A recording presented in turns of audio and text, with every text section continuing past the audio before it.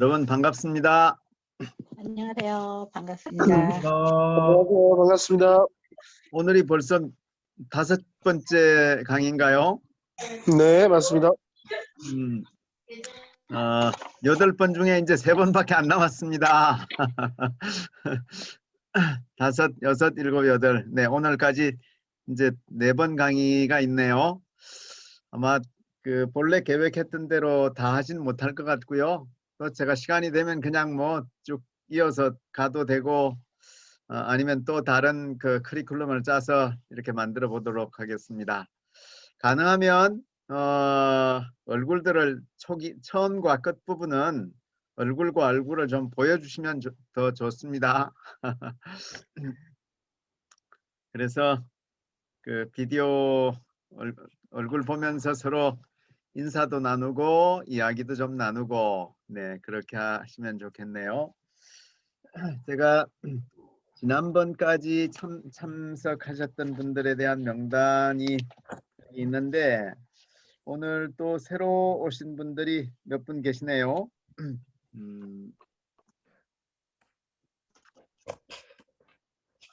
오늘 오후에 오후 2시부터 5시까지 3시간 동안 서울에 있는 그 50+ 서부 캠퍼스에서 주관하는 그 생명농업 강좌, 말하면 친환경 도시농업 강좌를 제가 또 그 강의를 했어요. 거기서 또 했던 얘기이긴 한데, 제가 그 본래 전공은 제 그 석사 때부터 역사에 관심이 있어 역사학입니다. 역사학이 이제 제 본래 전공인데, 그러나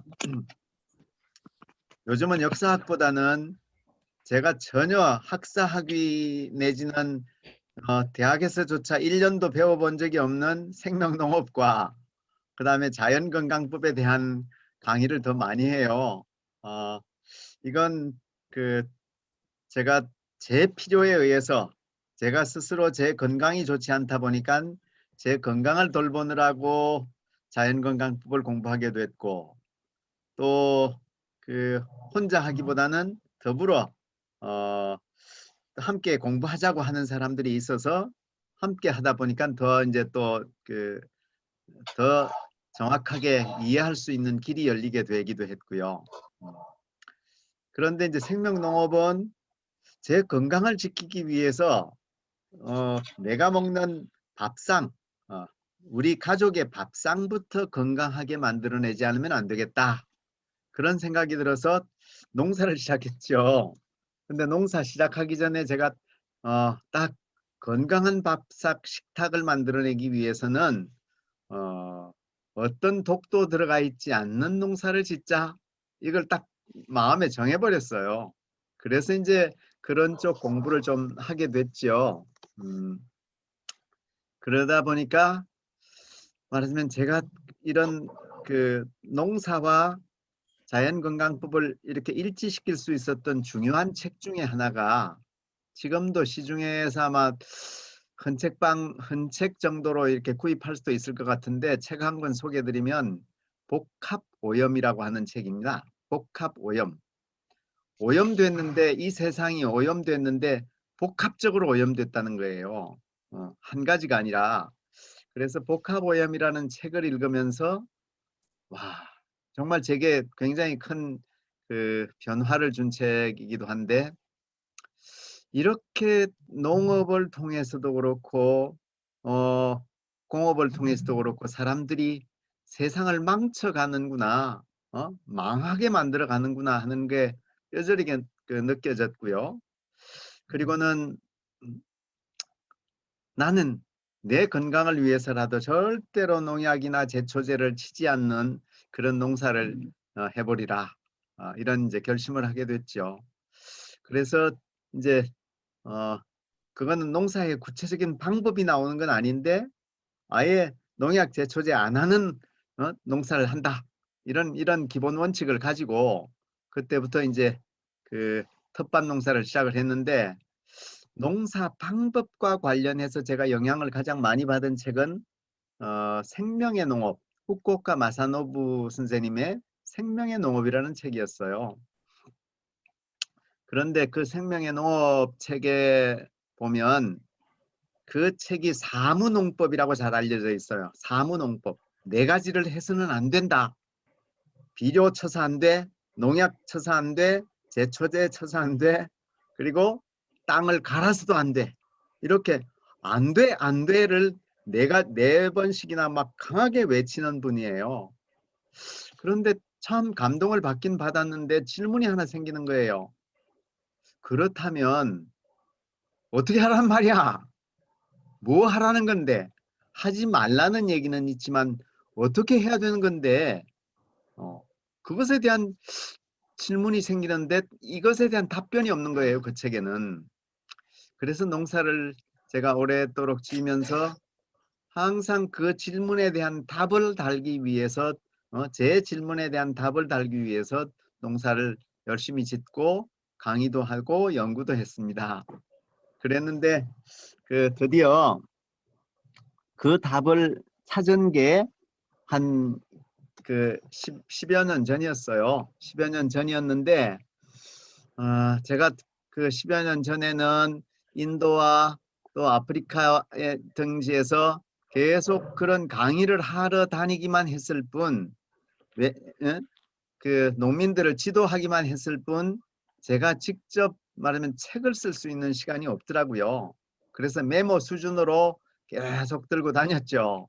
그러다가 이제 드디어 제가 이제 말하면 완전히 근무를 하는 본업 근무를 이제 끝내고 나니까 조금 시간이 생기기도 했고 다시 이제 텃밭 농사를 제 스스로 조금씩 직접 해가면서 이제 지도 차원보다도 제가 즐거워서 하는 농사를 다시 이제 하게 되면서 작년에 더군다나 코로나19가 있다 보니까 제가 해외 출장도 못 가게 됐어요.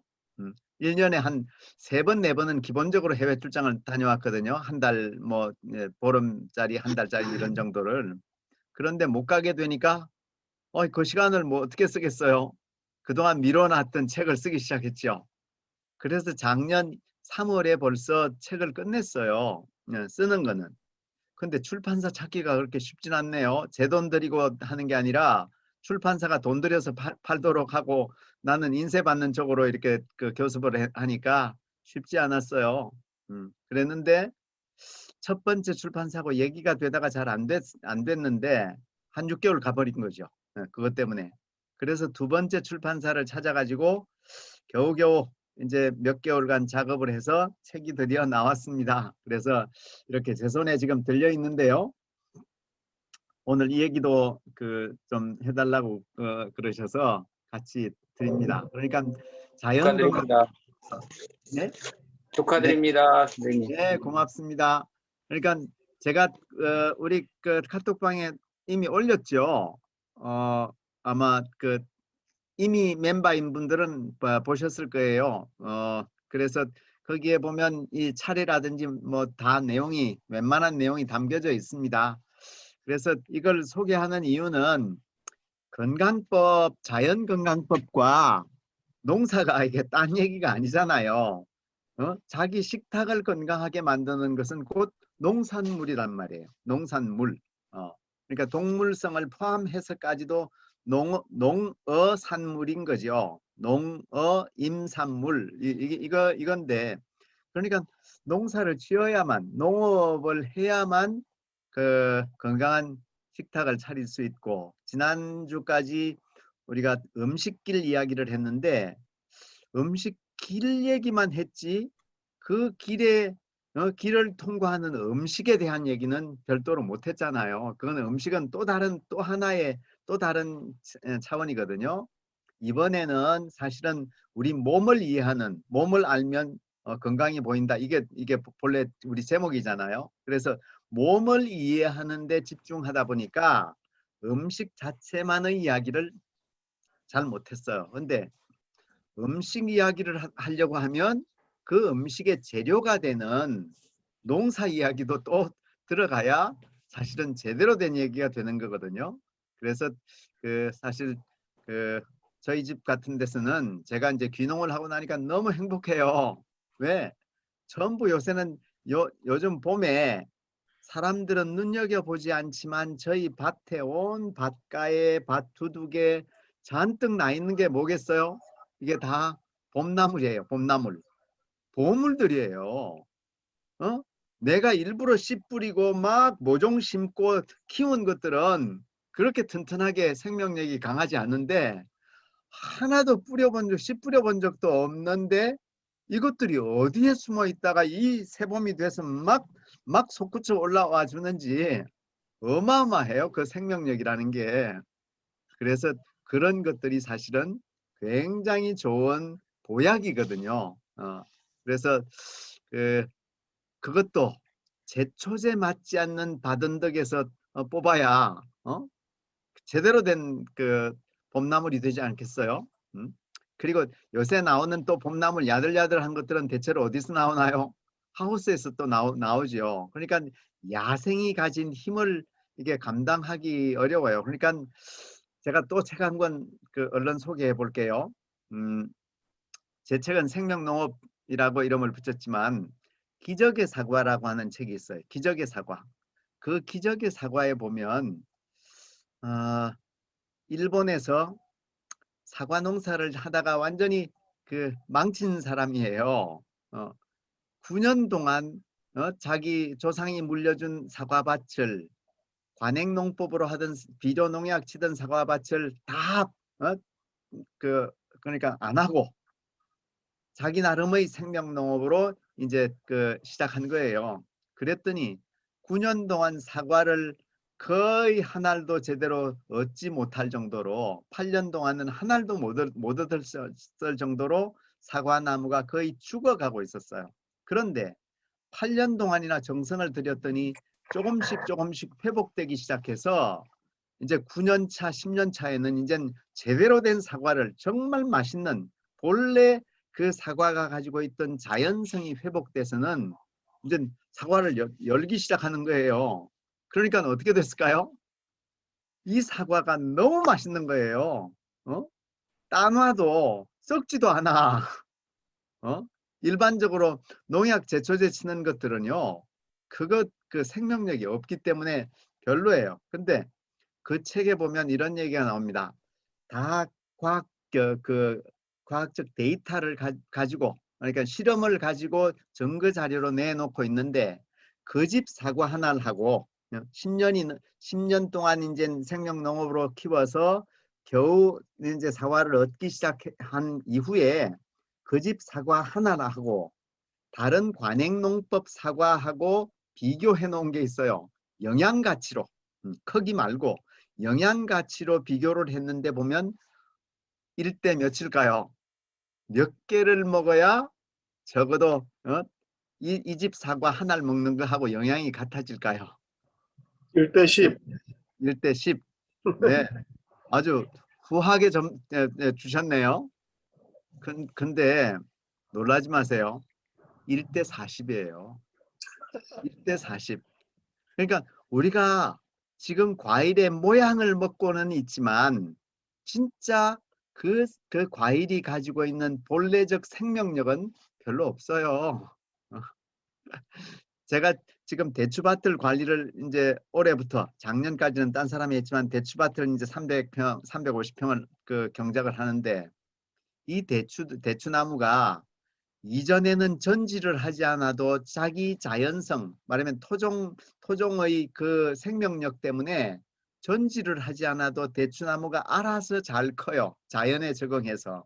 그런데 요즘 묘목들은 뭐예요? 다 계량종이거든요. 계량종. 계량종은 열매를 크게 달게는 돼 있는데 뭐는 없어요? 자연에 적응하는 생명력은 없기 때문에 사람이 도와주지 않으면 제대로 살아남지를 못해요. 네. 이런 게 말하자면 자연 생명력입니다. 그러니까 우리 지금 몸도 마찬가지잖아요. 몸도 자연 치유력이 잘 갖춰져 있기만 하면 거의 코로나 같은 거 걱정 안 해도 되는 수준인 거죠. 네. 라고 주장을 하는데 이렇게 주장을 하는 사람이 아, 주장이 나오네요. 어떤 주장일까요? 어,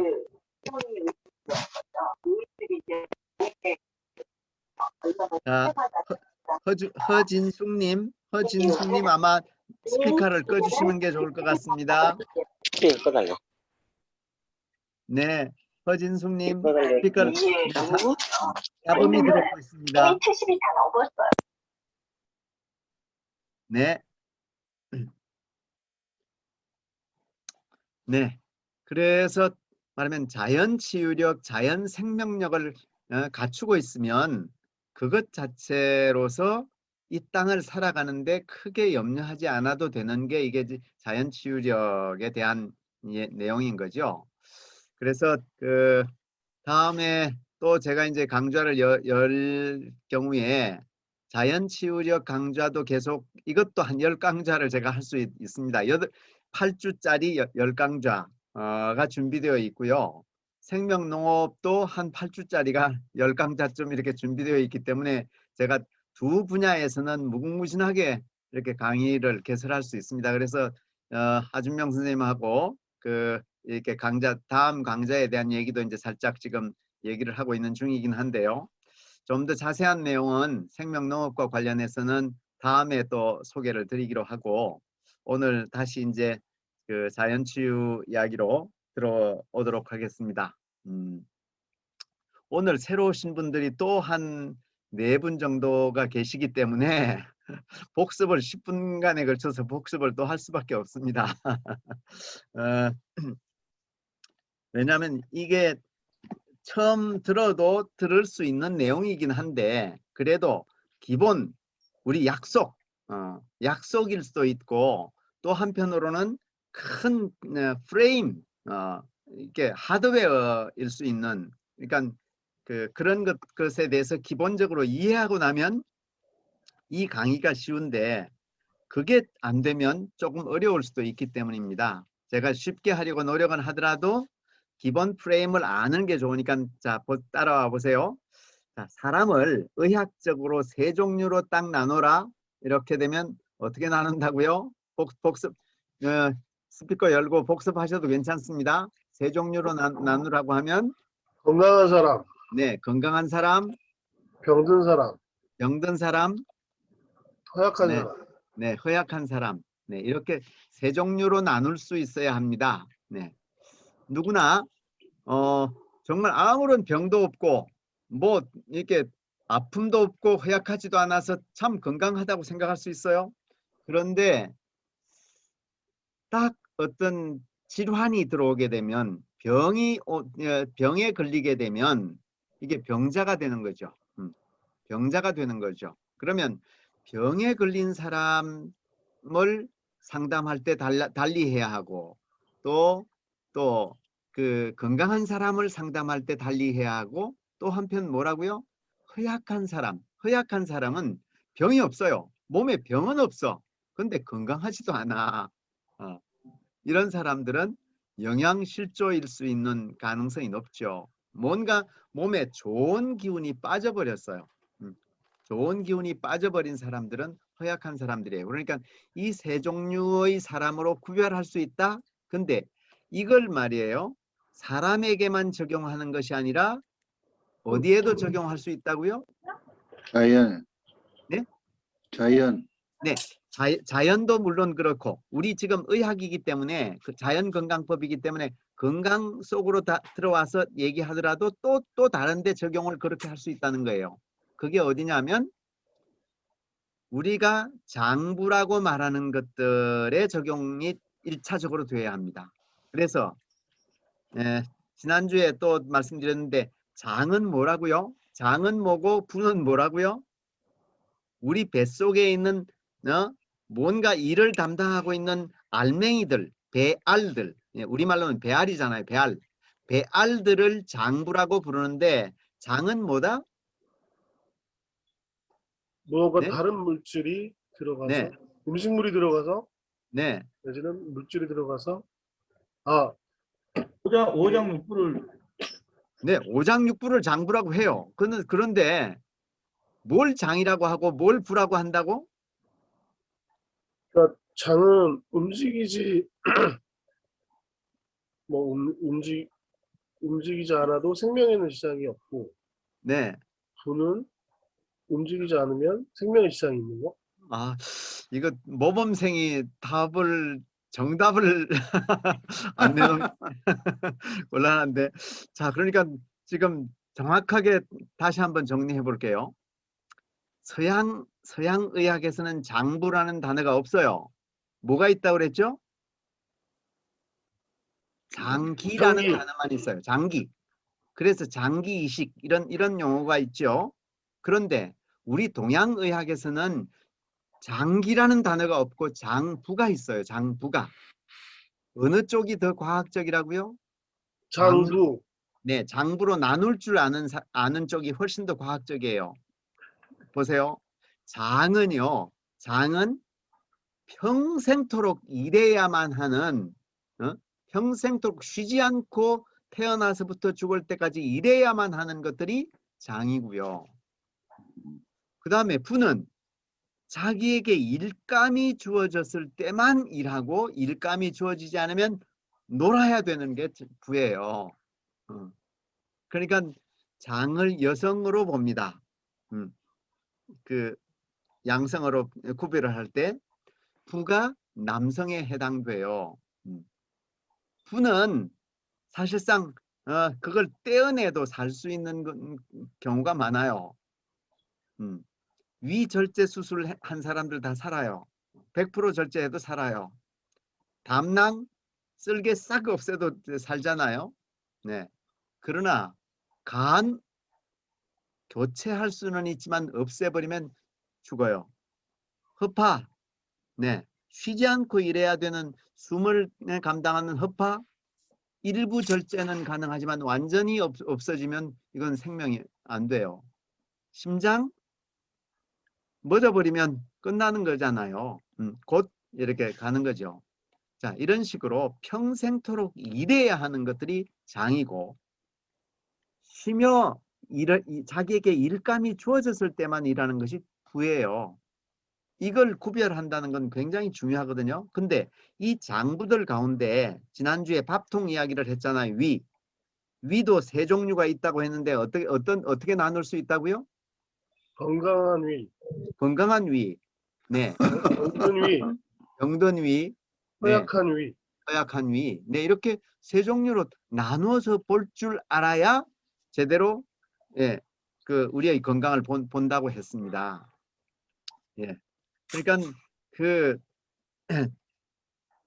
그런데 서양 의학 쪽에서는 그 위를 보더라도 병든 위는 기계로 다 포착을 잘해요. 그래서 의사가 잘 압니다. 그런데 허약한 상태에서 나타나는 증세들에 대해서는 기계는 포착 능력이 없어요. 그러니까 기계에 의존하면 절반은 놓친다는 거죠. 기계가 포착해주지 못하는 부분에 대해서는 어떤 반응을 진단도 가능하지 않아요. 근데 동양의학에서는 우리는 그 증세를 딱 듣기만 하면 그거는 허약해서 오는 증세예요 라고 바로 말할 수 있어요.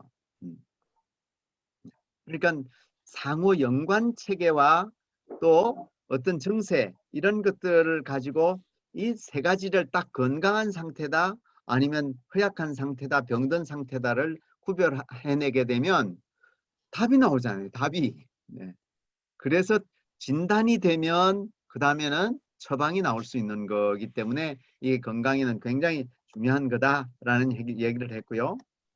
건강의 정의도 그 WHO가 만들어 놓은 건강 정의도 보면 이게 가장 중요하게 그 세 가지를 구별하고 있는데, 건강이란 병들거나 허약하지 않으며, 자, 이미 여기도 두 가지를 제시하고 있습니다.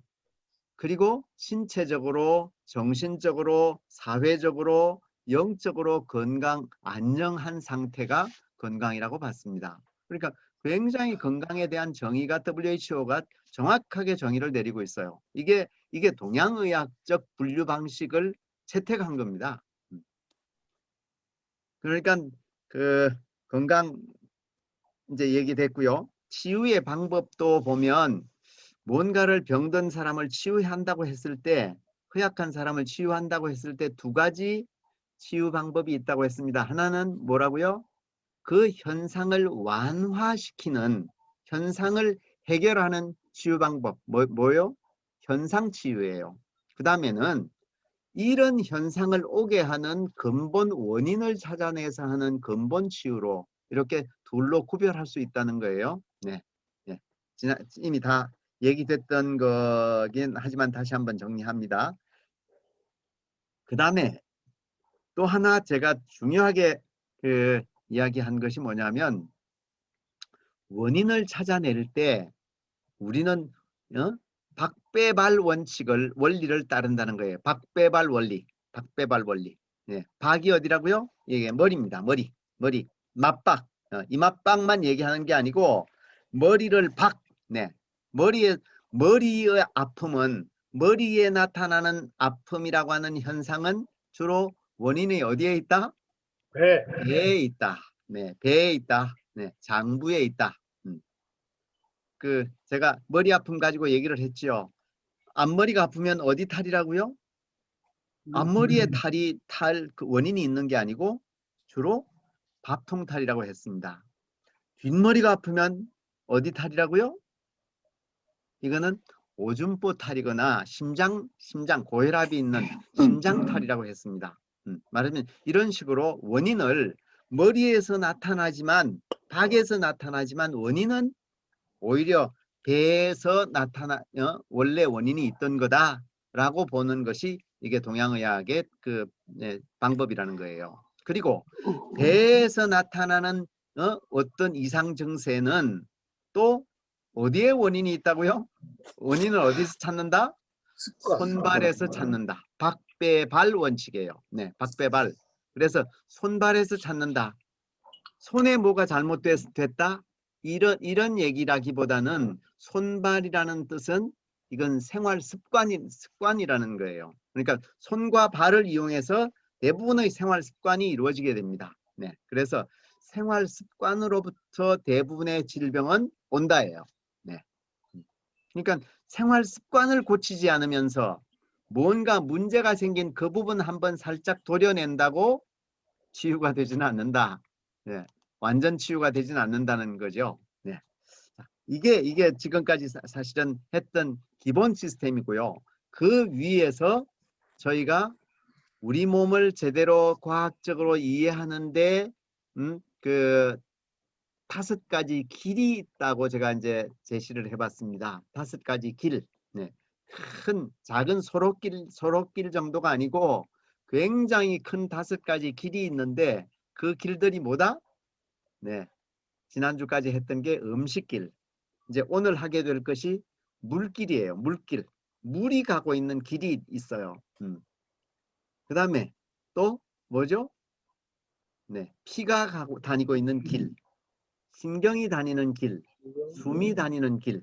이렇게 5가지 길들이 있다는 겁니다. 그래서 이번 우리 강좌의 핵심은 제가 지금까지 얘기했던 기본 그 프레임에다가 이 5가지 길과 관련해서 이제 알아보자. 이렇게 해서 8주를 짰는데요. 길 하나를 한 주에 끝내기가 사실은 굉장히 벅차네요. 네. 오늘 이제 그 음식길 이야기를 좀 해보도록 하겠습니다. 자, 저는 사실은 물 한 잔 마시고 하세요. 네, 물 한 잔이요. 네, 네, 네. 마시고. 네.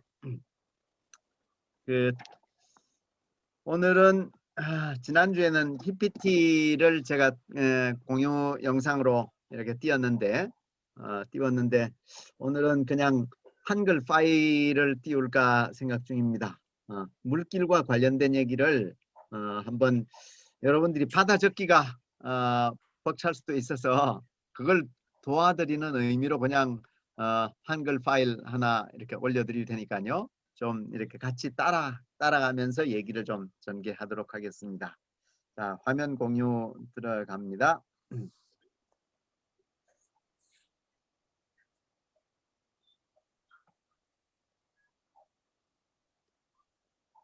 자, 물길 이야기.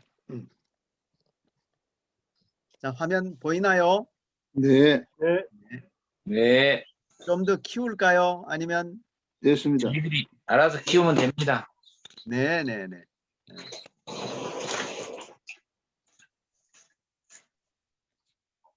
자, 대략 보이는 대로 그러면 진행을 해볼게요.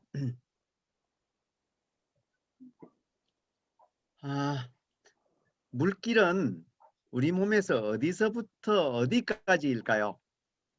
물길은 입에서 네, 그 성기. 네, 요도까지죠. 요도. 네, 입에서 요도까지가 물길의 시작과 끝입니다. 네. 그런데 이 길이가 얼마나 될까요? 음, 지난번에 음식길은 8m 내지 9m였죠. 네. 음식길은 8m 내지 9m였는데 물길은 길이가 얼마나 될까? 12m 좀 되네. 네? 12m. 예.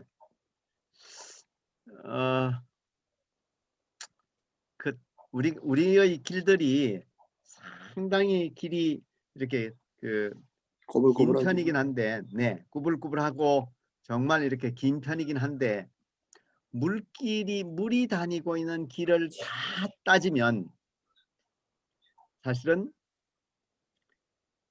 모든 길 가운데서 제일 긴 길이 물길이에요. 왜냐하면 물은 피는 뭘로 구성되어 있나요? 네, 물이죠. 물. 네, 피가 이게 97%가 물이에요. 네. 네, 피톨이 이게 차지하고 있는 비중이 정말 얼마 안 되거든요. 그러니까 거의 그 수분이 대부분이기 때문에 피가 다니는 모든 길에 물이 다 가 있으니까 피길이 얼마예요? 피길의 길이가 몇 킬로 되죠? 몇 킬로가 아니라 10만 킬로예요. 10만 킬로. 지구의 둘레가 4만 킬로이기 때문에 한 사람의 핏길의 길이가 지구를 두 바퀴 반을 돈다. 네, 어마어마한 길이 있거든요. 그래서 핏길이 길다고 생각하는데 왜 물길이란 얘기를 저 말고는 들어본 적이 아마 없을 거예요. 그런데 저는 지금 길로 우리 몸을 이해하고 있기 때문에 핏길의 길이는 물길의 길이는 그 모든 핏길을 다 커버하고 남는단 말이에요. 그보다 더 길어지니까. 그래서 10만 킬로에서 아마 또 몇천 킬로가 더 길지 않을까. 땀샘이라든지 이런 것들까지 계산하면. 왜? 그거는 일부러 조사해 본 사람이 연구자가 없기 때문에 정확하게 말씀드리기는 어려워요. 그래서 핏길보다 조금 더 길다. 그렇게 생각하시면 될 것 같습니다. 그러니까 물과 관련된 얘기들을 이렇게 좀 보면 물은 생명의 근원이에요. 태초에 물이 있었습니다. 성경에도 보면 물이 완전히 그 물로 가득 차 있는 장면이 나오고 있죠. 거의 우주의 발생을 보아도 물과 불이 상당히 중요한 역할을 차지하고 있는 거죠. 지금도 지구의 내부에는 끊임없는 그 열이 발생하고 있고 마그마가 움직이고 있고 지진이 일어나고 있고 이런 것처럼 물은 생명의 근원입니다. 지구 표면의 70%가 물로 덮여 있어요. 그런데 우리 몸도 몇 프로가? 70%가 물로 채워져 있습니다. 그런데 우리 몸이라고 했을 때 제가 괄호에 넣어 놓았지만 청소년기까지는 말하면 10대 말 거의 20살 정도까지는 물이 80%를 차지해요. 애들 몸은 좀 무르잖아요. 아무래도 어른에 비해서. 그런데 80% 정도를 차지하고 있다가 20살 때부터 한 60살까지는 70% 정도를 물이 차지하고 있어요. 그런데 노년 70대, 80대가 되면 얼마라고요? 점점 물이 줄어들어서 50% 60. 정도를 차지해요. 아이고야. 네. 그러니까 나이가 들수록 물을 어떻게 하라? 마셔야지. 많이 마시는 것이 좋습니다. 많이 마시는 것이. 그래서 그래야 피부가 탱탱해지지. 안 그러면 물이 점점 이거 빠져나가 버리면서 몸이 자꾸 축소되죠. 그 축소되는 것이 뼈가 줄어드는 것이 아니라 뼈는 본래 그대로인데 근육과 살이 자꾸 축소되는데 그 축소되는 핵심 내용이 사실은 물이거든요. 네. 자, 물은 세 번째, 물의 힘은 온도 조절 능력을 가지고 있습니다. 제가 이걸 보여드리면서 지금 질문을 하니까 답을 누구나 알고 있어서 그렇죠. 그냥 질문하면 잘 모릅니다. 지구의 일교차는 최대 50도밖에 나지 않습니다. 요즘 저는 제가 매일매일 제가 사는 지역의 온도를 전부 제 수첩에다가 이렇게 기록을 합니다. 왜냐하면 농사를 지면 다음 해에도 그때 수첩을 보면 다 이게 그 연관이 있기 때문에 항상 저는 기록을 하는데 일교차는 제가 사는 지역의 일교차는 하루에 20도 이상을 나는 경우가 별로 없습니다. 1년 내내. 그런데 지구 내에서 일교차가 정말 심한 데는 어딜까요? 지구 내에서 일교차가 아주 심한 곳은 어디일까요? 사막.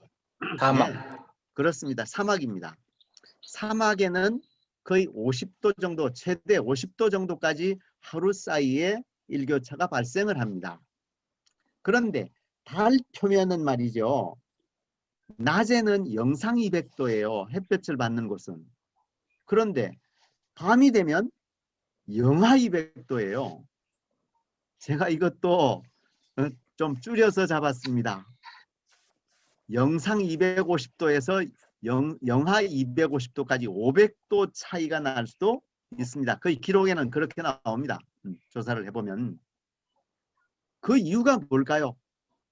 물이 없어. 달 표면에 네? 달 물이 표면에 물이 없기 때문입니다. 물은 말하면 온도 조절 능력을 가지고 있습니다. 그 얘가 지금 이제 제가 몽골 50도라고 하는 얘기를 적어놓은 적 있죠. 적어놓은 곳이 있습니다. 이 몽골이 제가 몽골을 보고 또 아프리카를 보면 참 가슴이 아픈 정말 지구촌 위기를 실제로 겪고 있는 나라들이거든요. 아프리카와 몽골이. 아프리카도 몽골과 공통점이 뭐냐면 30-40년 전에 비해서 지금은 물이 없다. 물보다도 먼저 사라진 게 뭔지 아세요? 나무가 사라졌습니다. 숲이 사라졌습니다. 아프리카 기록으로 보시면 바로 나옵니다. 아프리카 지금부터 이제 제가 30년 전이라고 했던 얘기가 벌써 10년 전부터 강연을 그렇게 하고 다녔는데 벌써 한 40년 전부터 지금까지 아프리카의 숲이 70%가 사라졌습니다. 지금은 아마 그 40년 전에 비해서 80%가 사라졌을 수도 있습니다. 그런데 몽골은 어떨까요? 몽골도 마찬가지입니다. 몽골도 80% 이상이 사라져 버렸어요. 그랬더니 어제 저녁 뉴스 보셨죠? 몽골 뉴스 어떻던가요? 죽은 사람이 20명이 넘잖아요. 모래 폭풍에 의해서. 아무것도 그 모래 바람을 막아줄 나무 한 그루가 없어요. 제가 몽골 가서 아프리카보다도 더 깜짝 놀랬던 건 하루 종일 차를 10시간을 타고 갔는데 나무가 없다. 나무를 단 한 그루도 못 봤어요. 이게 말이 될까요? 산이고 마을이고 간에 나무 한 그루가 없는 곳을 10시간으로 차로 통과한다는 게 이게 막 제가 그날 저녁에 끔찍해지더라고요. 이게 이런 지구가 있을까? 이런 곳이 있을까? 근데 몽골 사람들은 그것을 대수롭지 않게 생각해요. 위기라고 생각하지 않아요. 몽골은 80%의 나무가 사라졌기 때문에 40년 전에 비해서 지금은 달라진 게 뭐냐면 900개의 강과 1200개의 호수가 사라졌어요. 숲이 사라지면서. 비가 내리지 않아요. 비가 많이 내리지 않아요. 비가 내려도 가두어 둘 수 있는, 잡아둘 수 있는, 말하자면 그 장치가 나무가 없죠. 없어요. 나무가 없어. 그래서 지금 매년 겨울마다 혹한이 찾아와서 동물들이 얼어서 죽어버려요. 나무 한 그루가 없기 때문에 동물들은 그들은 유목민이잖아요. 축사가 없습니다. 축사가 없이 벌판에 동물들을 그대로 이렇게 방치는 아니고 그냥 두죠. 늑대라든지 이런 맹수로부터는 피하게 하기 위해서 개도 키우고 어쩌고 하지만 동물 자체를 자연의 재해로부터 막아낼 수 있는 어떤 것들이 없어요.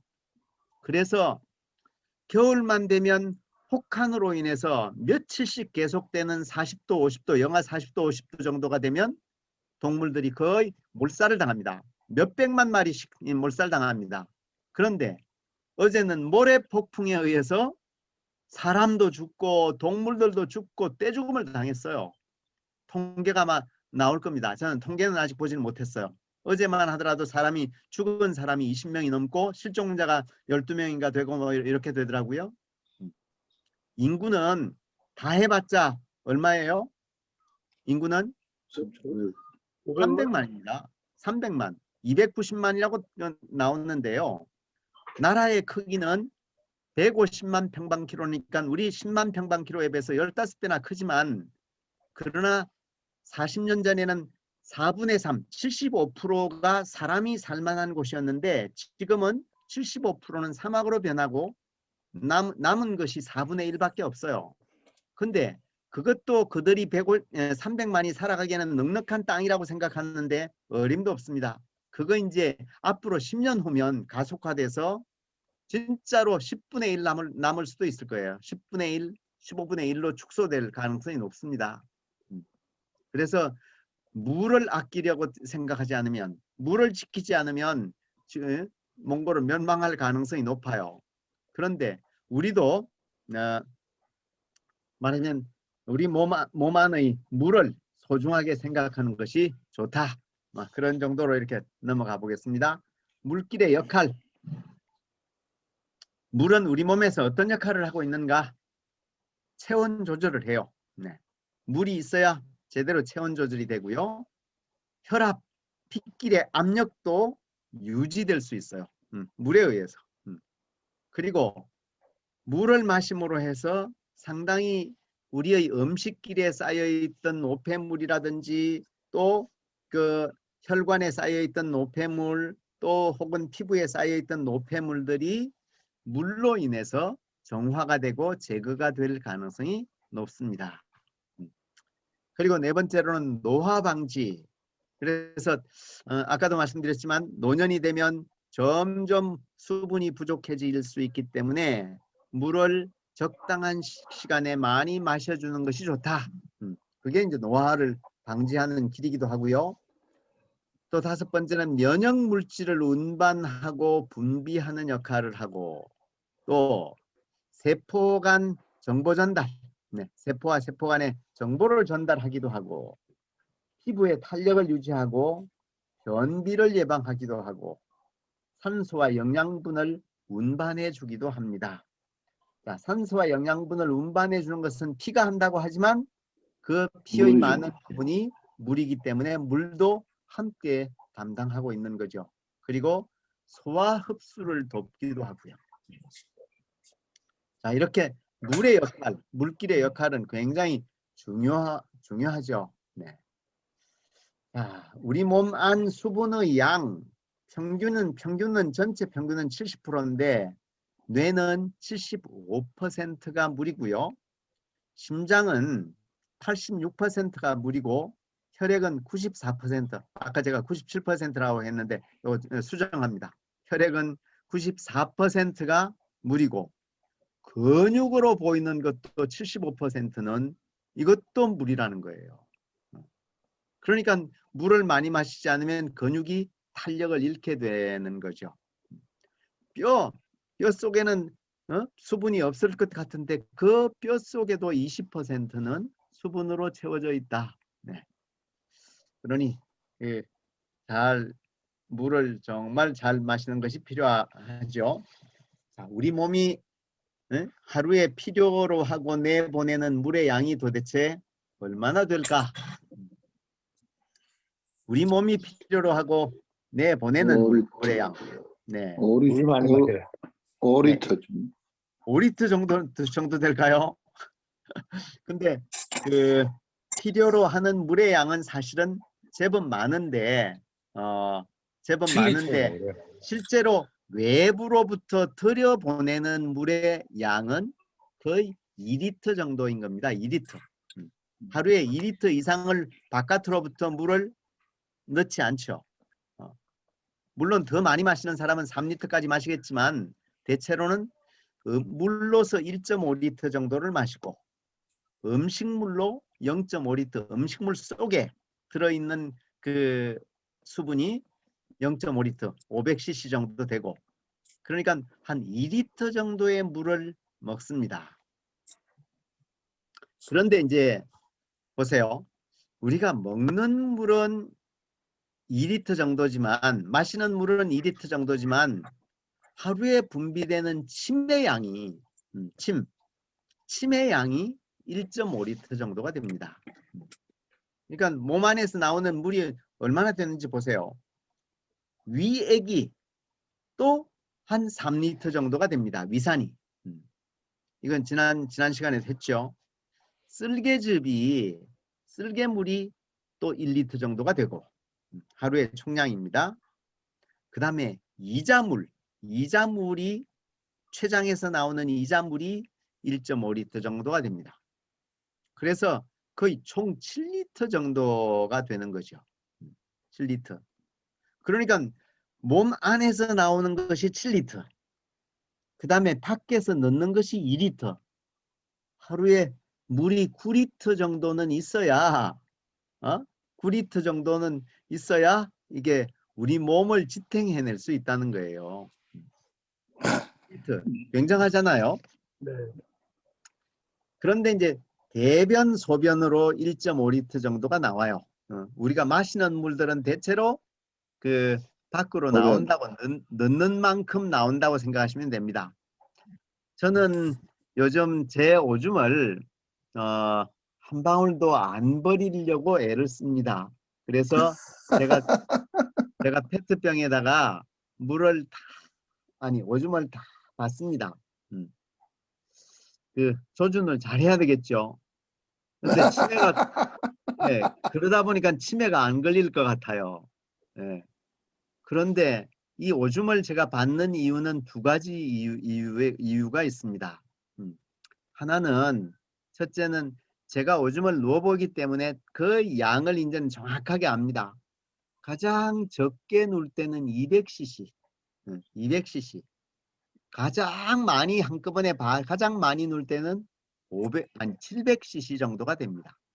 막 자다가 막 일어나야 되는데 안 일어나고 또 버티다가 이제 가서 누워보면 딱 700cc 정도가 나올 정도로 많이 나오거든요. 그런데 평균 그러면 500cc라고 해보겠습니다. 500cc의 오줌을 제가 변기에다 누고 물을 한번 내리면 얼마나 많은 물의 양이 빠져나갈까요? 한 15리터. 15리터는 너무 많습니다. 네네. 한 5리터 5리터 좀 돼요. 6리터. 작은 변기가 6리터. 큰 그리고 변기는 12리터까지 갑니다. 네, 큰 아파트들에 설치되는 큰 변기는 12리터까지 되거든요.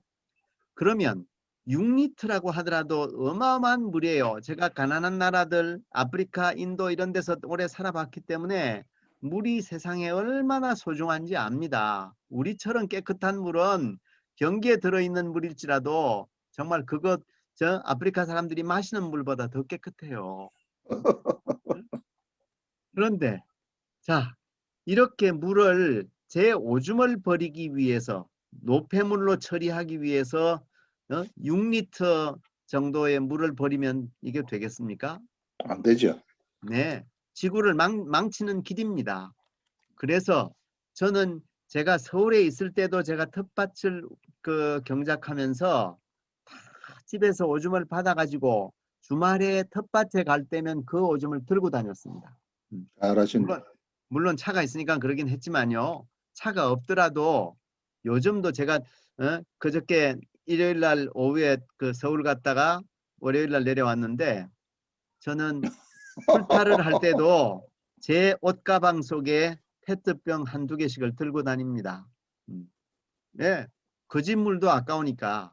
그리고 그 오줌은 제 텃밭에 오면 굉장히 좋은 보약이니까요. 제 작물들에게는. 이걸 안 하겠어요?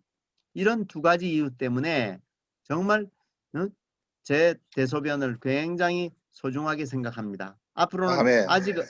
아직은 제가 생태적 화장실을 만들지 못해서 똥을 어쩔 수 없이 변기로 내려보내는데 앞으로는 이제 4월 정도 돼서 생태 화장실을 만들고 나면 그때부터는 이제는 똥도 모아야죠. 네, 모아서 제 작물에게 좋은 밥을 만들어 줄 예정입니다. 그 해우소를 만들어야 됩니다. 네네. 제가 생태 화장실 전문가입니다. 그러니까 그래도 냄새 나지 않고 전문가들도 안 만들었어요. 빨리 만들어야지. 여기가 아직 이사 온 지가 8개월밖에 안 돼서 네. 너무 다른 일들을 많이 하다 보니까 아직은 못 만들었습니다. 그리고 비용이 좀 들기도 하고 그래서 대소변으로 1.5리터, 땀으로 또 한 500cc 그리고 호흡할 때도 많이 이게 나가거든요. 그런데 지난 겨울에 우리가 코로나 때문에 마스크를 하도 많이 쓰고 다니니까 어떻게 됐어요? 감기 환자가 현저하게 줄어버려서 문 닫는 병원이 많아졌습니다. 감기 환자 때문에 먹고 살아가던 병원들이 이제 힘을 잃었죠. 예. 그런데 이 호흡하면서 너무 건조한 방에서 자면 그때도 밤에 마스크를 쓰고 자는 것이 좋습니다. 아니면 뭔가 습도 조절을 할 수 있는 장치를 한다든지 수건을 꼭 짜서 아니면 그래도 습기가 있는 수건을 늘어 놓는다든지 방에다가 이렇게 해서 습도 조절을 하는 것이 겨울철에는 오히려 건조를 방지하는 것이 좋습니다.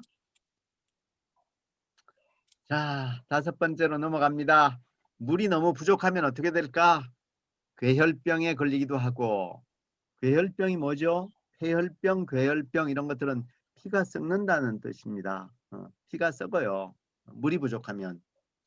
피부가 탄력을 상실해요. 체내에 독소가 쌓여요. 냄새가 나기 시작합니다. 몸에서. 몸은 마르고 노화 현상도 나타나고 신진대사가 부진하게 됩니다. 그러니까 물이 부족하면 이런 정말 중요한 현상들이 나타나게 되는 거죠.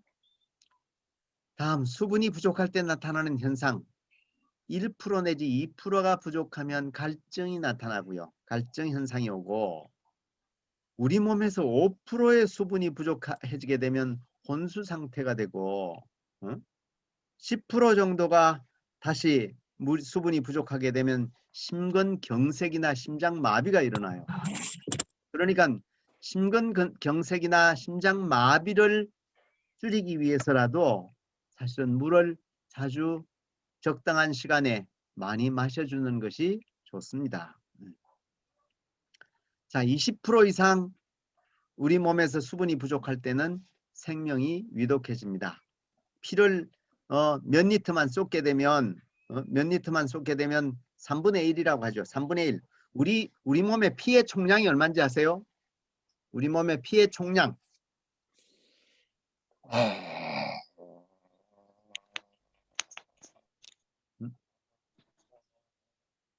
피의 총량이 얼마나 될까요? 12분의 1인가? 15%? 자기 체중의 13분의 1이에요. 13분의 1 정도가 자신의 피의 양이 됩니다. 그래서 65kg를 기준으로 하면 5리터가 되는 거죠. 65kg 정도 되는 분이라면 5리터 정도의 피가 있다. 그렇게 생각할 수 있는데 피의 3분의 1을 잃게 되면 생명이 위독해진다. 예, 그게 벌써 3분의 1이면 1.7리터 정도가 되잖아요. 그게 벌써 우리 몸에 수분의 거의 한 20% 정도가 되는 셈인 거죠. 자, 그 다음에 물을 너무 많이 마시면 3리터 이상을 계속 마시는 사람들은 어떨까요? 3리터 이상을 마시면 염분이 부족해요. 나트륨이 부족해요. 저나트륨증이 되는 거죠. 그래서 네, 어지럽게 되죠. 염분이 부족하면 몸도 부어요. 아니, 너무 많이 마시면 그 몸이 붓는 현상이 나타납니다. 물을 너무 많이 마시게 되면 얼굴도 붓고 눈도 붓고 종아리나 손이나 몸 이런 데가 점점 부어오르게 되고요. 위산도, 위액은 폐하 2 내지 3 정도 되는 강산성입니다. 강산성. 강산성 위액이 돼야 제 기능을 발휘하는데 물을 너무 많이 마셔버리니까 이게 위산이 묽어져서 소화불량에 이르게 되죠. 소화불량. 자, 해결책은 어떤 걸까? 해결책은 한수 빠진 천일염을 녹여서 먹거나 약간은 짜게 먹는 것이 좋습니다. 그런데 저는 제 주머니에 대체로는 간수 빠진 천일염, 그것도 토판염으로 거의 조그만 병에 네, 여기에 보일지 모르겠는데 이런 병에 소금을 가지고 다닙니다. 네, 가지고 다니면서 그 한두 알씩 필요할 때 이렇게 섭취를 하는 편인데요. 염분이 부족해지게 되면 오히려 문제가 생길 수 있기 때문입니다. 왜냐하면 우리 몸 안에 있는 그 체액이 염도가 얼마나 될까요? 0.7%. 0.7. 네. 네, 조금 더 선심을 쓰십시오. 0.9거든요. 0.9. 1%가 채 안 되는 염도를 가지고 있습니다. 네. 바닷물에 비하면 훨씬 싱겁긴 하지만 그래도 그 정도의 0.9%의 소금물이란 말이에요. 우리 몸 안에 있는 체액이. 그런데 이걸 소금을 너무 안 먹게 되면 음식을 무염식으로 자꾸 먹게 되면 어떻게 되죠? 무염식으로? 그때는 말하자면 무염식으로 먹으면 물도 많이 안 먹히고요. 우리 몸이 제대로 지탱을 못하게 됩니다. 우리 황수관 박사님이 참 유명하고 건강 전도사로 많이 신바람을 날렸잖아요. 근데 그분이 웃는 얘기는 참 많이 하셨는데 웃음은 많이 주셨는데 뭘 안 드셨는지 모르겠어요. 근데 유추해 보면 그가 돌아가신 그 병명이 원인이 폐혈증이었어요. 폐혈증이 뭐예요? 피가 썩는 병이거든요. 피가 썩는 것. 피가 왜 썩는다고요? 물이 부족하고 그 다음에는 염분이 부족해서예요. 그러니까 세브란스에 있으면서 어쩌면 너무 말하면 저거를 안 드셨나? 무염식으로 이렇게 식사를 많이 하셨나? 그런 생각이 듭니다. 제가 지금 우리 나이로 69인데요. 그분은 우리 나이로 65세인가 66세에 돌아가셨어요. 그러니까 참 너무 일찍 갔죠. 요즘 나이로 보면 일찍 유명해지신 분이기도 한데 이거 참 벌써 시간은 자꾸 가고요. 아직도 물길의 중요한 부분에는 들어가지도 못했네요. 그러면 빨리빨리 그 진행을 좀 하고 진짜 중요한 부분으로 가겠습니다. 물을 적당히 잘 마시면 독소 배출로 피곤함이 줄어들고 속이 편안해지고 대변 상태가 좋아지고 피부도 좋아지고 체온 조절 능력도 좋아집니다. 그렇다면 어떤 물이 좋은 물일까? 어떤 물이 최고로 좋은 물일까요? 예, 여기 답이 이미 이런 게 다 질문인데 답이 다 있어서 여러분들의 답변을 듣기가 쉽지 않은데 산소가 많은 물이에요. 산소가 많은 물. 그래서 흐르는 제일 물. 네? 흐르는 물. 네, 흐르는 물보다 더 좋은 게 사실은 솟아나는 용천수라고 하죠. 용천수.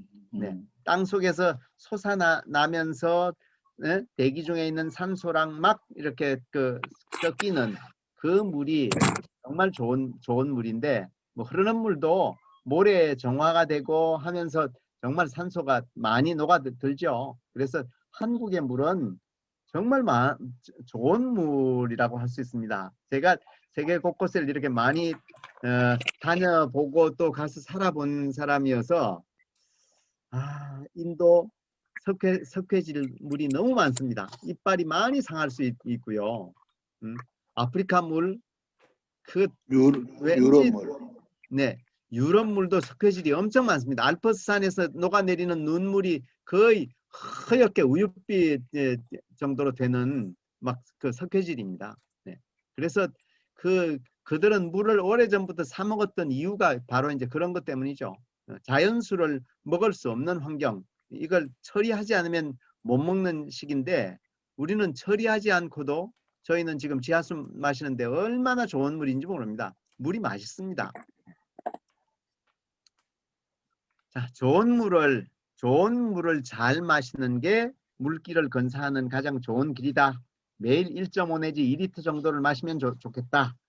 식사 때와 식사 전후 30분 이내에는 물을 마시지 않는 게 좋습니다. 밥 따로 물 따로. 네. 다르다. 네.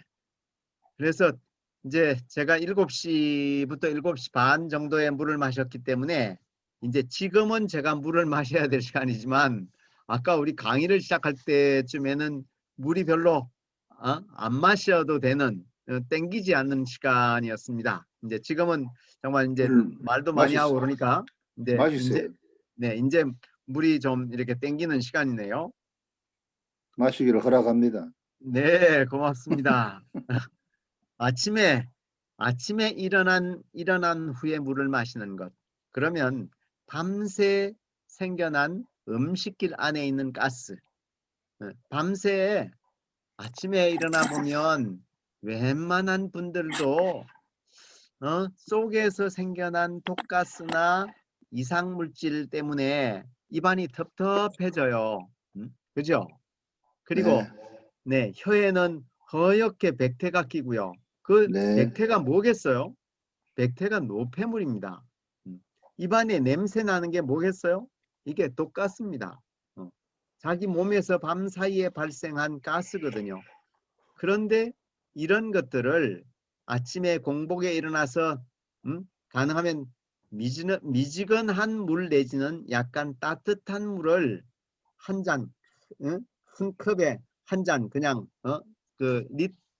저거 양으로 따지면 500cc 정도를 아침에 네 500cc 정도를 한 잔 쫙 이렇게 마시면 정말 아침이 상쾌해질 수 있습니다. 변비 다 물러갈 수 있고요. 네. 그리고 식간 공복.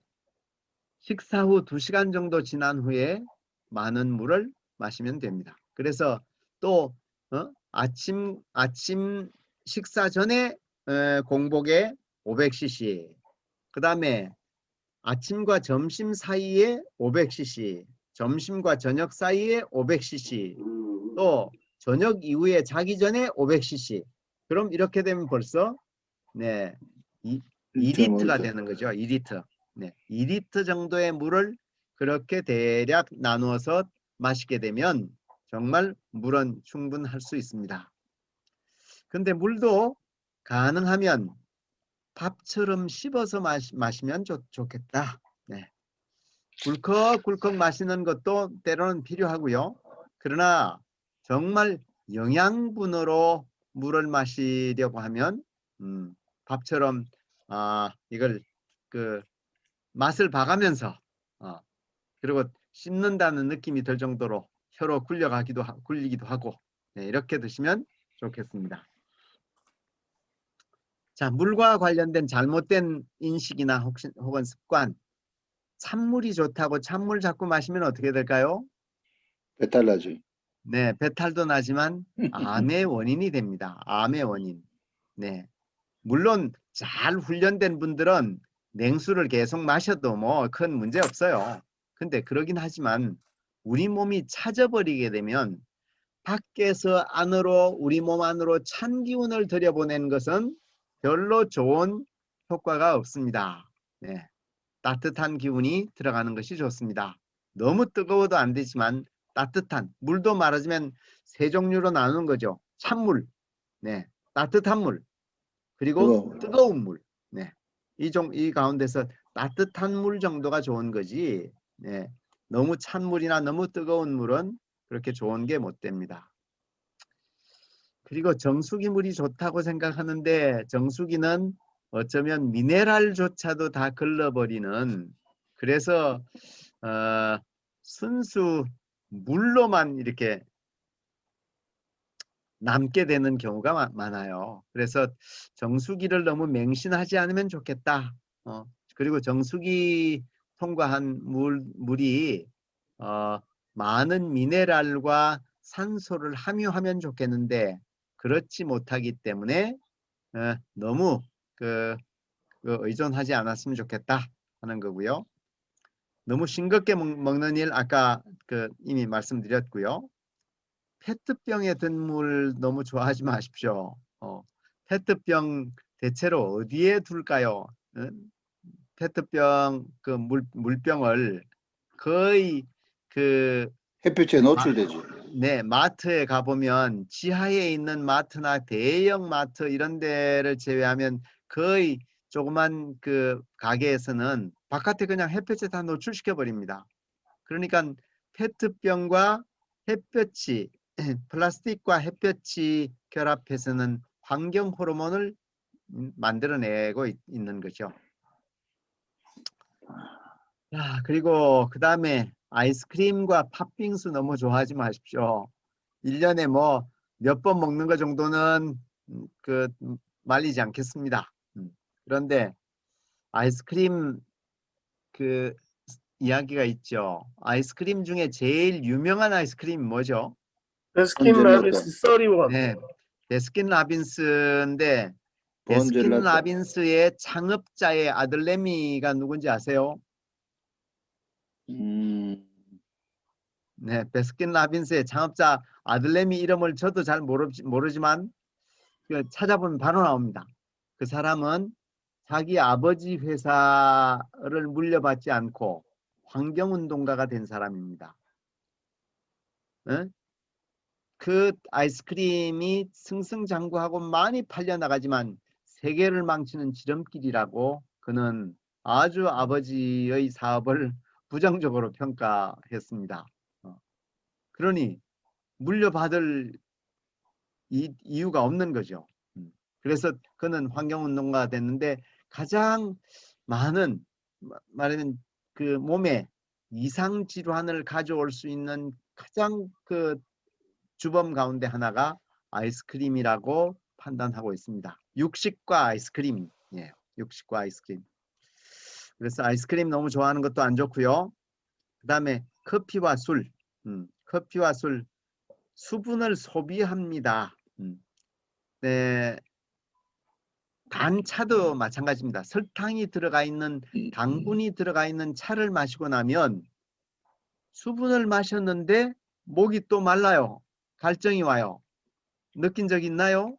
네. 네. 네, 이건 말하면 당분이 당분이나 커피, 카페인이 마신 것보다도 콩팥을 자극해서 마신 것보다도 더 많은 수분을 소변으로 배출해 버리다 보니까 물이 더 땡겨요. 네. 그래서 그런 것들은 차를 마셨다. 근데 설탕이 들어가 있지 않는 차는 훨씬 덜해요.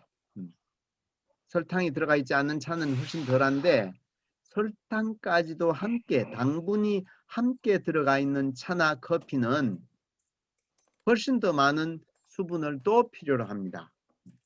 그래서 그 소화불량에 걸릴 가능성도 높고요. 자, 12번 우리가 마실 수 있는 물, 수돗물을 마신다면 2시간 내지 6시간 정도 받아두었다가 마시는 게 좋습니다.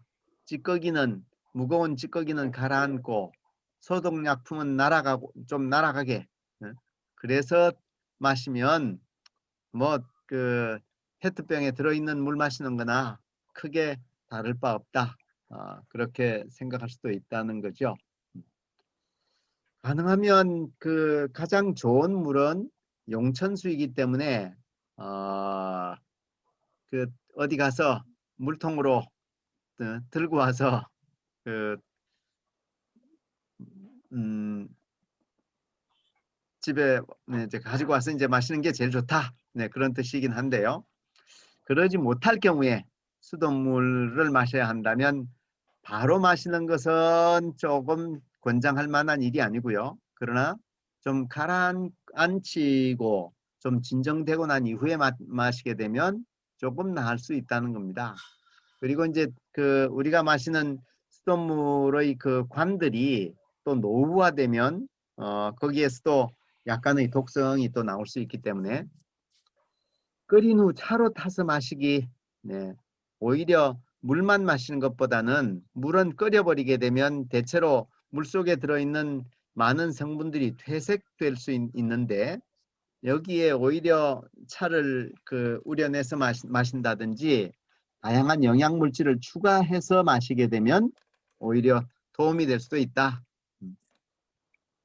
몸이 찰 때는 따뜻한 성질의 차를 마시는 것도 좋습니다. 네, 우엉차나 무말랭이 차나 생강차나 이런 것들이 몸이 찰 때 좋은 따뜻한 성질의 것이고요. 그리고 그 비타민 C가 많은 차는 감립차 같은 것이 좋고 몸이 뜨거울 때 결명자나 찬 성질인 결명자나 보리차나 메밀차 이런 것들은 몸에 열이 많은 사람들에게 좋은 차고요. 차를 만드는 그 법에는 크게 두 종류가 있는데 덕흠차도 있고 발효차도 있다. 네, 이 정도 이렇게 넘어가겠습니다. 덕흠차는 덕는 소뚜껑 같은 것들을 엎어 놓고서는 뒤집어 놓고서는 거기다가 불을 떼서 타지 않게 자꾸 이렇게 덮고 그 다음에 장갑 낀 손으로 막 이렇게 비벼서 이전에는 장갑도 없이 그냥 손으로 비볐지만 비벼주고 또 덮고 비벼주고 덮고 해서 하는 덕금차가 있고 그 다음에 아예 발효를 시켜내는 차들이 있습니다. 차는 크게 두 종류로 이렇게 볼 수 있고요. 자, 그 다음에 아까 이미 첫 질문으로 제가 드렸지만 물길은 입으로부터 식도, 위, 십이지장, 그 다음에 소장, 소장에서 간으로 가고요.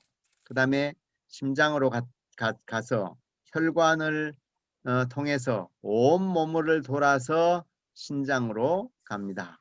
신장으로 가서 그 다음에는 오줌보로 갔다가 요도에서 이제 밖으로 나가는 거죠. 자, 지금 시간이 이제 9시 35분이 돼 가네요. 이게 이제 그렇게 많이 남진 않았습니다. 18번까지 있는데 이제는 제일 중요한 게 신장이 하는 일을 이렇게 좀 봐야 되거든요. 이거 신장만 가지고도 1시간씩을 해야 되는 얘기가 돼서 다 상세하게 하기는 오늘 어려울 것 같습니다. 그래도 신장이 하는 일에 대해서 간단하게 좀 이야기를 하고 넘어가도록 하죠. 잠시 제가 좀 더 연장을 하는 한이 있더라도 저도 물 한 잔 가지고 올 테니까 5분간만, 네, 너무 길게 쉬기는 어려울 것 같고요. 5분간만 잠시 휴식하고 다시 재개하도록 하겠습니다. 네. 네, 감사합니다. 잠시 쉬는 동안에 말씀 잠깐 드릴게요. 지금 저희 비대면 플랫폼 오감 만족 이렇게 해서 2월 15일부터 시작을 했는데요. 월화수목금토일에서 매일매일 지금 저희가 유익하고 재밌는 강좌들이 많이 있습니다. 정호진 선생님 강좌 포함을 해서 내 손으로 해결하는 집수리, 인문학, 그리고 예비역 우리 제동님이시죠? 해군 장성 출신 이병록 제동님의 생각의 다름, 역사와 평화 안보 이런 부분에 대해서 이 전문가의 어떤 식견을 공부할 수 있는 시간이 있고요. 그것도 해서 우리가 치매를 예방하는 그 치매 예방법, 두뇌를 개발하고 치매를 예방하는 방법으로서 한자와 영어를 사용해서 공부하는 것도 하고요. 그래서 여러 가지 것들이 있습니다. 그래서 성함과 함께 전화번호를 남겨주시면 제가 이 줌 링크가 있으셔야 들어오실 수 있으시거든요. 본 강좌도 마찬가지고요. 우리 정호진 선생님 강좌는 요 8시 20분부터 해서 매주 매일 있습니다. 달라지면서. 그래서 많이 좀 참여를 해주시면 저희가 힘이 나고 감사하겠습니다. 그럼 채팅창에 성함과 전화번호 남겨주시고요. 그리고 그게 싫으시면 제 전화번호가 010-2297-1367입니다. 010-2297-1367 제가 여기다 남겨드릴게요. 그래서 나가시기 전에 꼭 좀 전화번호 부탁드리겠습니다. 오늘 처음 오신 분들 많으셔서 이걸 남겨주시고 가셔야 제가 링크를 걸어드릴 수 있습니다. 안 그러면 다시는 저희 못 만납니다. 부탁드리겠습니다. 네. 다른 일로 괴롭혀 드리는 건 없도록 하겠습니다. 사준명 010-2297-1367 네. 그리고 저희가 지금 의료사회적 협동조합 이쪽에 저희 프로그램을 아마 공급할 것 같습니다. 저희 이제 우리 어르신들, 시니어분들 치매 예방하시고 여러 가지 즐겁게 활동하시고 들으시고 체험하시고 저희가 또 체험 프로그램도 이제 있을 겁니다. 부당사 선생님 침대법 이것을 이제 비대면만으로 하기에는 좀 어려워서요. 비대면보다는 좀 오프라인상에서 저희가 이제 캠프 비슷하게 해서 이렇게 실제로 내 스스로 침과 뜸을 이용해서 내 건강을 돌볼 수 있는 그런 것도 지금 기획 중이고요. 우리 박수학 선생님 천연염색 이 부분도 저희가 이제 비대면 강좌 그리고 오프라인상에서 염색 1박 2일 학교 주말 학교 이렇게 해서 지금 할 계획이고요. 저희가 지금 한 달밖에 안 됐지만 여러 가지로 여러분들께 도움이 될 수 있는 그런 것들을 준비하고 있습니다. 그리고 이번에 새로 이제 백경 우리 강명권 선생님 아마 아시는 분은 아실 거예요. 약초로 아마 전국적으로 유명하신 분이시죠. 우리 선생님께서 TV에도 많이 나오시고 지금도 그 MBC인가요? 거기에서 지금 촬영을 하고 계신데 그분을 모시고 비대면 강좌와 함께 오프라인상에서 직접 또 우리 캠프를 또 이렇게 4월 17일부터 이제 기획 중이시더라고요. 그래서 이제 백경 강명권 선생님 약초와 약선 요리 관련해서 멋진 강의가 또 진행이 될 겁니다. 그래서 많이 관심 가져주시고요. 참여해 주시면 저희가 좀 더 멋진 강좌들 준비해 보겠습니다. 네, 감사합니다. 성함과 문자를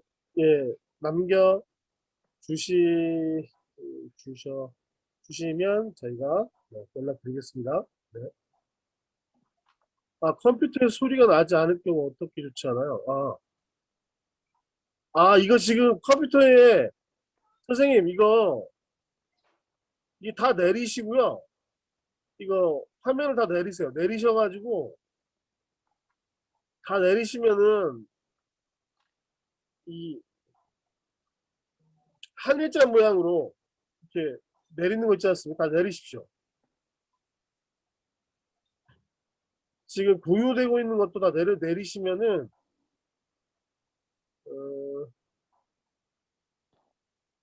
그러면 여기 우측 하단에 작은 삼각형이 있습니다. 그 삼각형 누르시면 이거 스피커 표시가 있는데 그 스피커의 소리를 지금 최소한으로 낮췄기 때문에 소리가 안 나오시는 거거든요. 그래서 다 내리시고 오른쪽 하단에 그 작은 삼각형 그 버튼 누르시고 스피커 표시 누르시고 그 볼륨 조정하시면 됩니다. 네, 컴퓨터에 소리가 안 나오시는 분들은 화면을 다 내리시고 그러면 우측 하단에 작은 삼각형 누르시고 스피커 표시 누르시고 네, 볼륨 조절하십시오. 네.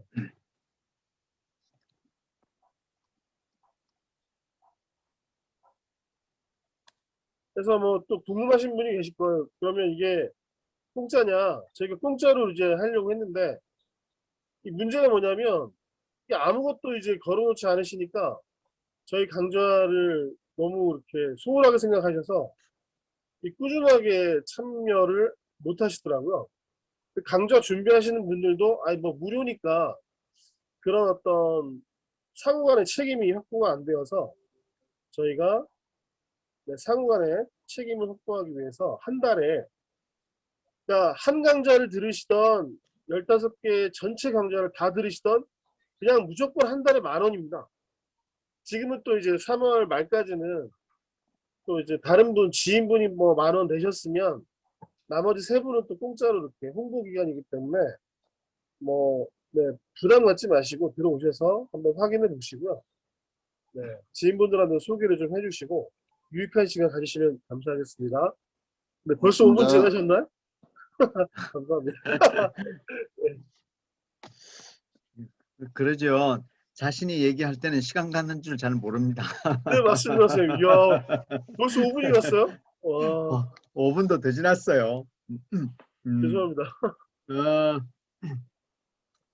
어차피 우리가 끝나는 시간이 이게 1시간 반으로 되어 있기 때문에 앞으로 8분밖에 안 남았네요. 그래서 사실 지금 이제 우리 신장 얘기를 시작하면 신장 가지고 사실은 좀 이왕 할 바에는 최소한 30분 이상, 오줌보도 한 30분은 해야 되고 원래는 1시간을 해야 이제 확실한 얘기가 되는데 이제 물길 가운데서 남아 있는 것이 신장하고 오줌보, 그러니까 콩팥과 오줌보 2가지거든요.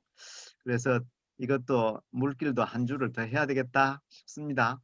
그래서 다음번에 정말 신장에 대한 얘기를 여러분들이 여기저기서 좋은 자료를 가지고 공부를 해오시면 더 좋겠어요. 네, 그래서 신장 이렇게 좀 공부하고 나면 신장이 얼마나 소중한 장부인지 이제 그런 것들을 이해할 수 있게 되고 또 전에 제가 이제 박배발로 따지게 되면 신장이 아니고 신장입니다.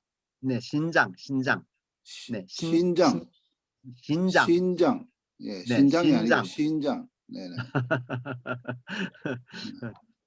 네, 콩팥 신자입니다. 네, 네, 보신할 네네. 때도 우리가 보신한다고 할 때도 콩팥 신자를 이렇게 주로 쓰는 편인데 신장. 네, 신장 공부를 이렇게 좀 하고 오시면 훨씬 도움이 될 겁니다. 그러니까 미리 자기가 신장 공부를 하면 제 얘기를 받아들이는 것이 훨씬 더 쉬워질 수 있거든요. 그리고 또 제가 이제 여러분들에게 제안했던 것 가운데 하나도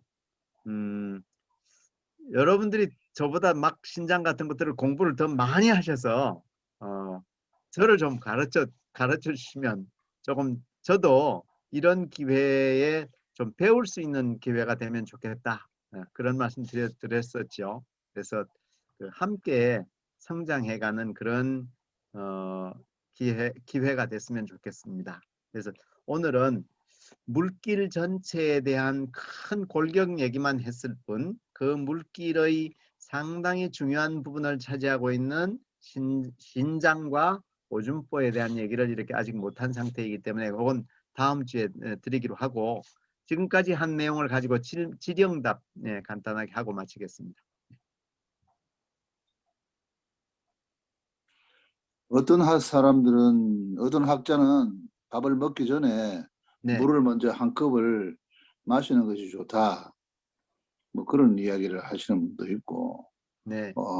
그 동의하지 않는 분도 있는데, 전 선생님은 밥 먹기 전에 마시지 말라고 그러시니까.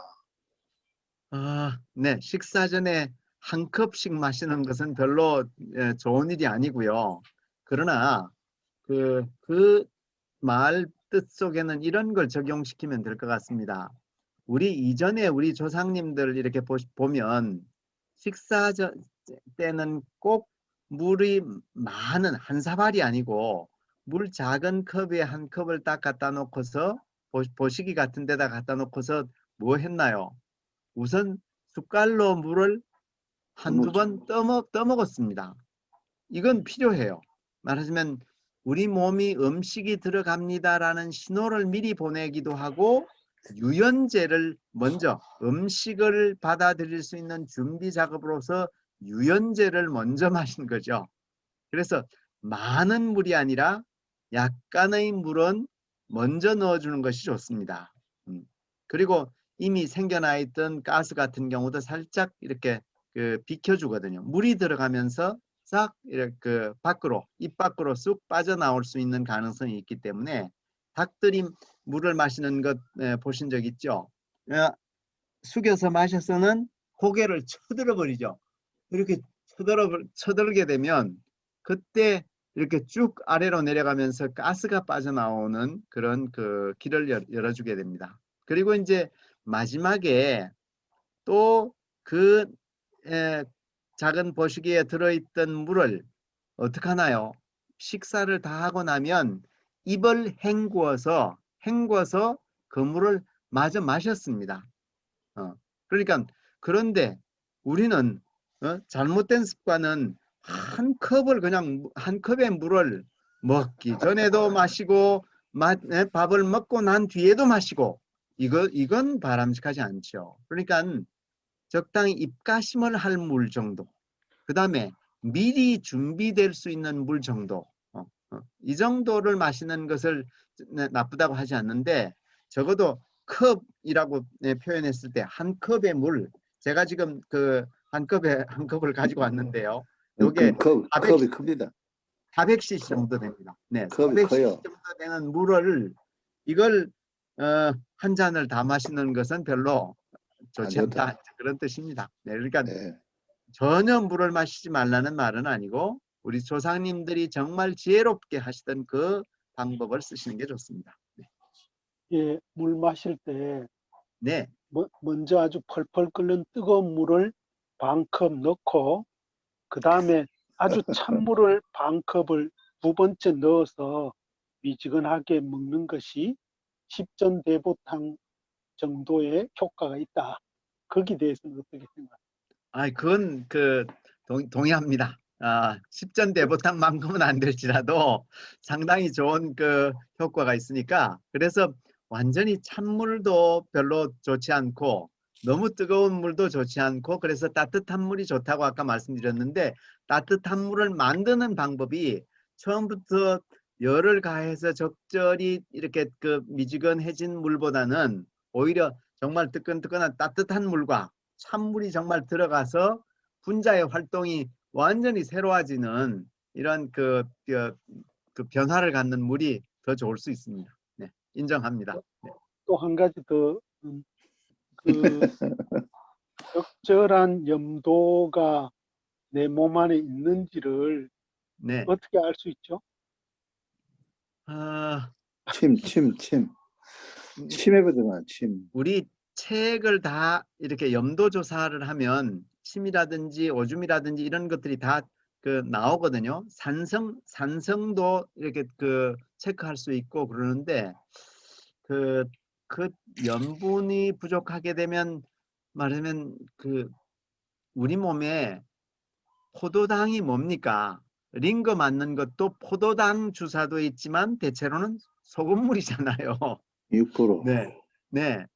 그래서 그것이 부족하게 되면 힘을 잃게 돼요. 염도가 떨어져 버리게 되면 이게 그 뭔가 몸이 풀어지는 느낌이 있기 때문에 그래서 약간은 전해질이 생기잖아요. 네네. 소금물을 그럴 경우에 저는 이 단식을 1년에 5박 6일짜리를 2번씩 이렇게 함께 공동 단식을 함께 운영하는 입장입니다. 그래서 그때 제일 많이 쓰는 방식 가운데 하나가 소금. 아침 식사 대신에 소금물로 완장하는 겁니다. 그때 만드는 소금물은 거의 한 2% 정도 소금물을 만들어 버리거든요. 1.5리터 페트병에다가 큰 그 스푼으로 일반 스푼으로 식사하는 스푼으로 수북하게 이렇게 떠서 만들어 놓는 물인데요. 아마 근데 이제 한 2% 되지만 조금 더 약하다고 생각하는 사람은 한 3%까지 만들어 버리고 또 2%가 세다고 생각하는 사람은 1.5%를 이렇게 약간 내리게 하고 그렇게 하면 체내에 있는 그 많은 노폐물이 빠져나가기도 하고 노폐물을 빼가기도 하고 때로는 소금물을 마셔보면 반응이 3가지로 나오는데요. 바로 가서 말하면 설사를 하는 사람이 있는가 하면 아무 반응을 보이지 않아요. 소금물을 그렇게 1.5리터를 마셨는데도 불구하고 반응을 보이지 않고 하루 종일 그냥 넘어가는 분들이 있습니다. 이틀 동안 많이 그러는 분은 이틀 동안도 아무런 반응을 보이지 않다가 사흘째 아침에 이제 소금물을 마시면 그때 조금 반응을 보이는 분들이 있는데 이런 분들은 어떤 분일까요? 바로 염분이 부족했던 분이에요. 몸이 필요한 염분을 막 그걸로 그냥 다 섭취해버리고 내보내질 않아요. 네.